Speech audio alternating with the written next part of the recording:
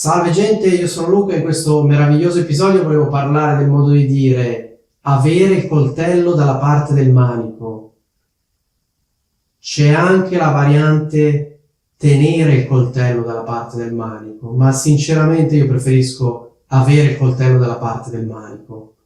Cosa significa questo modo di dire? Significa fondamentalmente avere il controllo di una situazione o comunque essere in una posizione di vantaggio rispetto ad altre persone. Di solito questo modo di dire si usa quando c'è una situazione di contrasto, di conflitto tra due o più persone.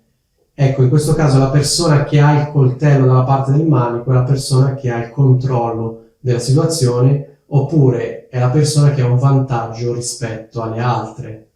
Qui con me ho un coltello da cucina, non perché io passi le giornate con accanto un coltello da cucina, ma molto semplicemente per farvi vedere che cos'è il manico. Il manico è questa parte qui, questa è la lama. Quindi il manico è la parte di plastica, la lama è la parte di metallo.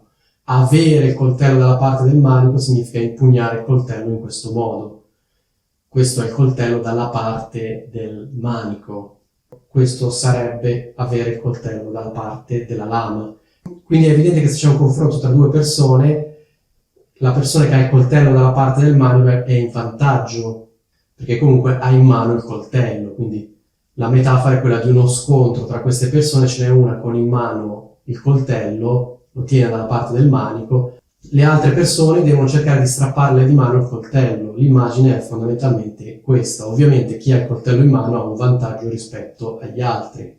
Questo in senso letterale. In senso traslato vuol dire che la persona che ha il coltello dalla parte del manico può decidere cosa fare e ha comunque più opzioni rispetto alle altre persone.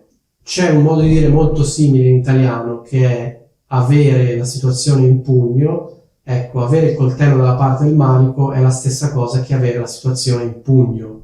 Spesso questo modo di dire lo troverete quando qualcuno consiglia a qualcun altro di agire in modo deciso contro un'altra persona, e però magari questa persona dice sì, però ascolta, lui ha il coltello dalla parte del manico, oppure sì, però ascolta, il coltello dalla parte del manico ce l'ha lui, quindi posso essere deciso fino a un certo punto, perché comunque la situazione lui ce l'ha sotto controllo e ce l'ha in pugno la situazione. Quindi va bene essere decisi, ma comunque bisogna fare attenzione, perché se c'è una persona che ha il coltello dalla parte del manico significa che bisogna procedere con cautela.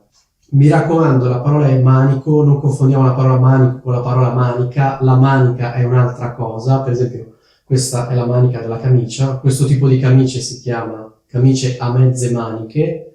Ecco, quindi è il coltello dalla parte del manico e non dalla parte della manica. Ecco, spero che sia tutto chiaro, che questo modo di dire vi piaccia. Detto ciò, vi saluto.